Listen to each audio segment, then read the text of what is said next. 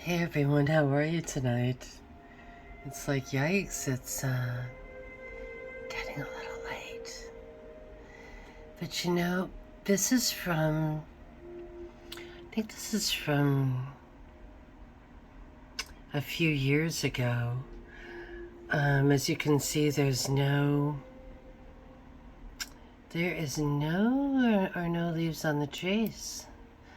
It was Christmas, and I thought, I should go downtown and take pictures of Christmas decorations. And much to my chagrin, this was the Christmas decorations. This was in one of the storefronts. And as you can see, it's quite elaborate. There was money spent on this. You've got you have the Antichrist Santa Claus, Krampus, and there he is abducting children. There he is with his big long tongue, and here's some sort of old postcard or something made to look like an old postcard of Krampus abducting children. And then there are all children from all races, because they all need to be tortured equally. And there is Krampus again. And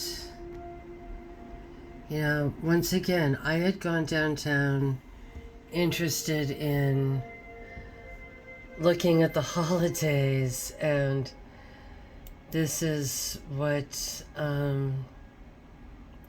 I got. And we'll continue on.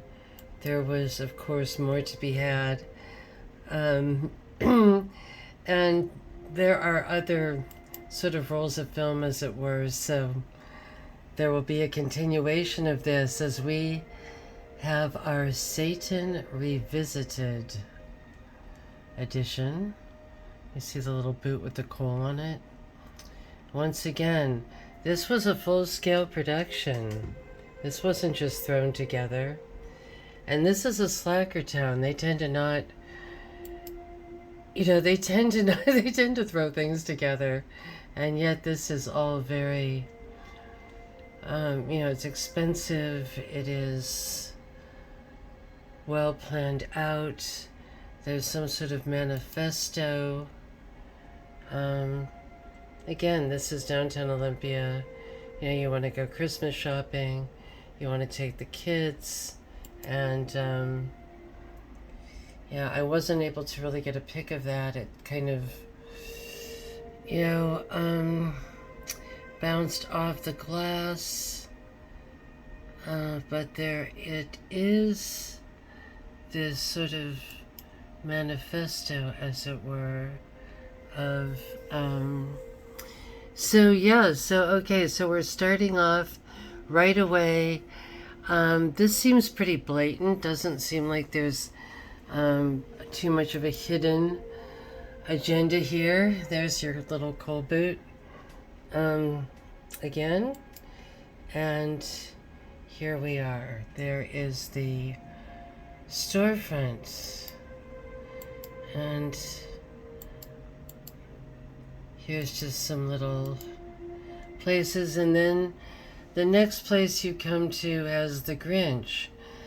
That might be a little bit funnier, a little more lighthearted than, say, the Satanist. And yet the Grinch, to me the Grinch is sort of antifa, I don't know, the kind of no fun, is going to suck the life out of everything, is going to take the gifts. Once again, he's a funny character, but he does represent the anti-Christmas, as it were, a sort of funnier version, maybe, of the anti-Christ.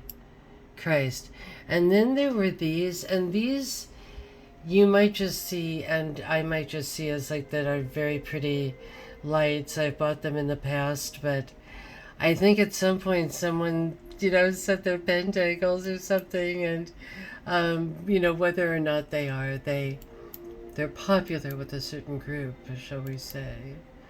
And so we are going into this looking for the convergence of the left and the right in Olympia, our little Hegelian dialectic there, right? And I don't know, sorry, I've got a little bit of back alley stuff going on here.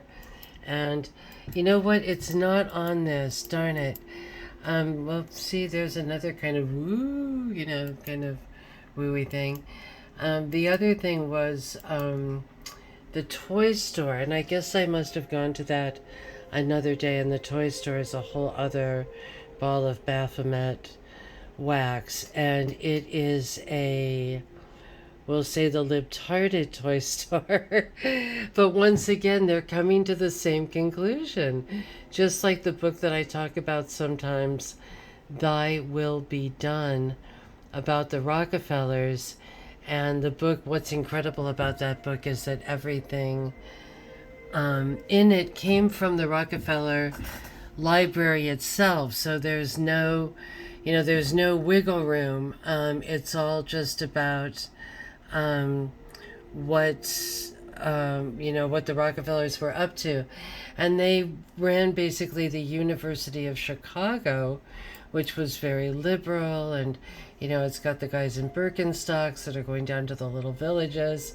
But they also funded something called, I think it was called the SNL. I like this little Illuminati, like kind of Bohemian Grove Woods kind of creeped out thing. And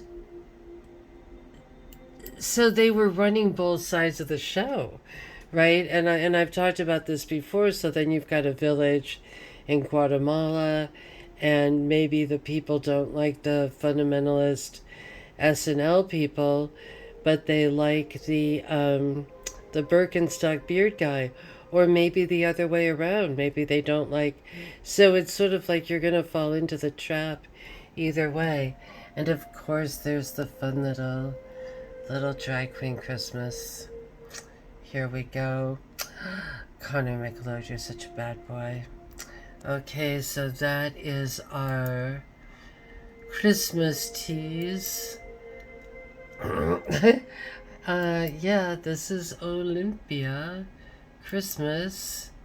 Oh, yeah, I think that we had just gotten the Donald in, because these flyers were all over the place. Concerned about the election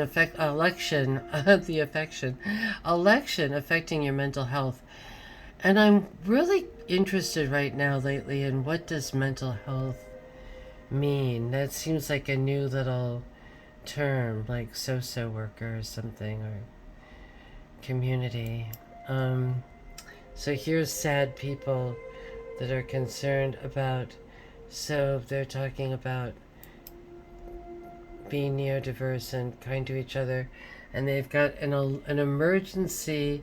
They had an emergency election thing, and I'm not sure why. I mean, maybe I'm wrong, but I didn't. Trump lives in New York. I mean, he's seen everything under the sun. I don't think he really cares what you are. He's more of a businessman than a moralist. I thought that was bizarre.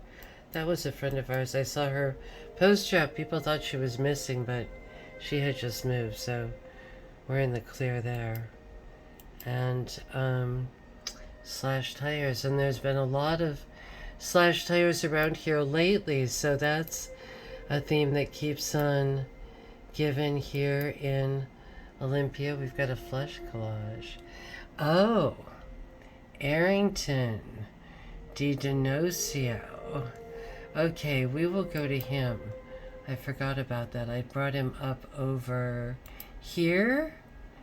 How Pizzagate brought unwanted attention to an Olympia artiste. Right. And this is really mild. This is like from the newspaper.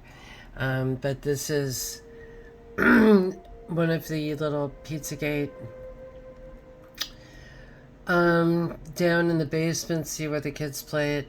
And this one, like I said, like it's weird that, they've kind of got the mild one up there where, maybe the weirdest thing is just that they're holding a head, but at least it doesn't look like a baby head. I mean, the stuff that we've got around here is really whacked out with just like genitalia, giant genitalia baby heads, kind of combined, and it's just like this sort of weird, freaky stew.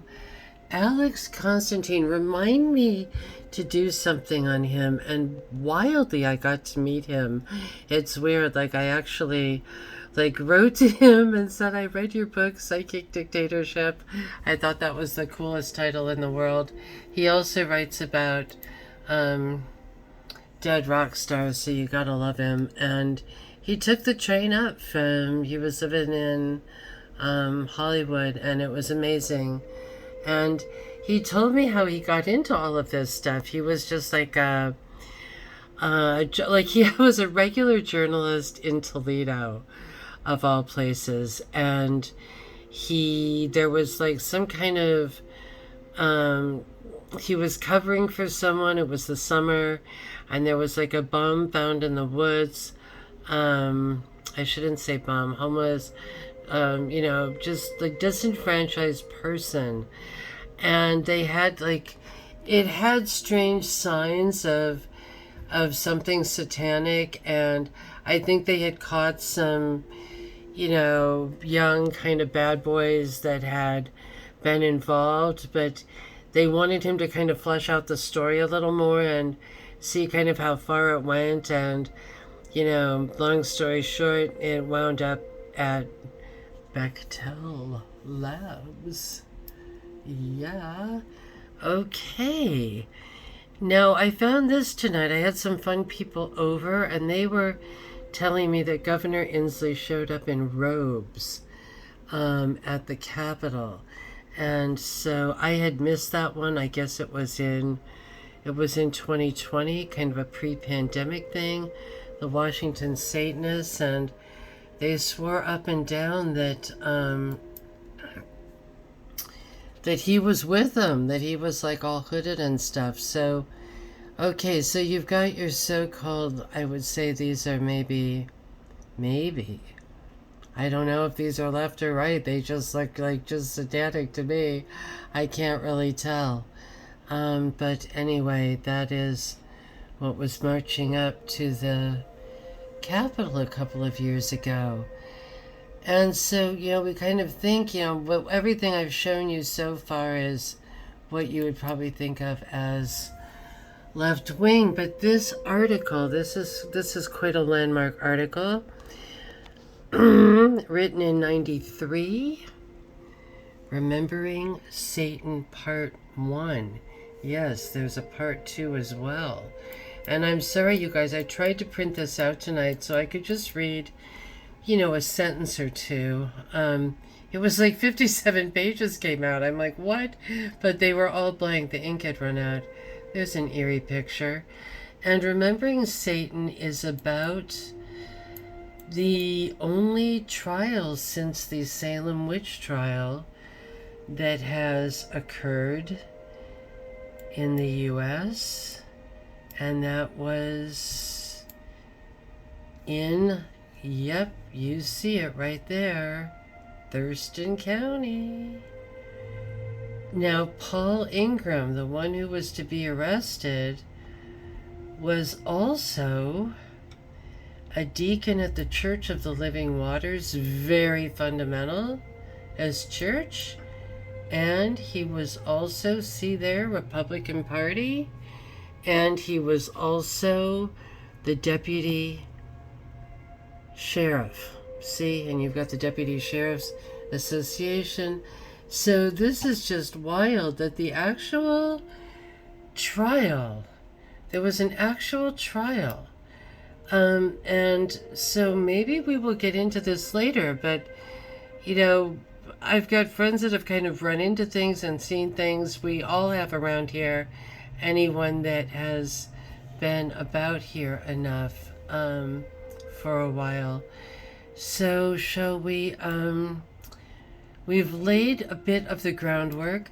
I'm sorry I started an editing program and it just kind of didn't really fit. I need a better one. So sorry that we're kind of back to a bit of potato eye here, but we're working on it because we've got some interesting stuff to cover. And it is interesting because this town is so divided left, right, and yet the road seems to converge in a very smooth, weird way. And is there a relationship still going on with the Antifa so-called left and the fundamentalist Protestant right? So don't forget, if you want to catch this article yourself, it's Remembering Satan. He is a little bit breezy about it. Remember, he's not from here. This guy was coming from New York City to check out all these crazy hicks. So I think he thought a lot of it was a joke. And there is some stuff, a lot in there, that is bizarre and hallucinatory. So anyway, much love. Much love indeed. Ay, ay, ay, ay, ay. Was that picture real? That was just kind of like weird, wasn't it? This, where is it? Where is it? You guys, help, help, help, help, help, help, help. Help! That just, yes. All right. Marching onto the Capitol. Why? Why that need to kind of be that blatant? And who's under all that? And what is the agenda?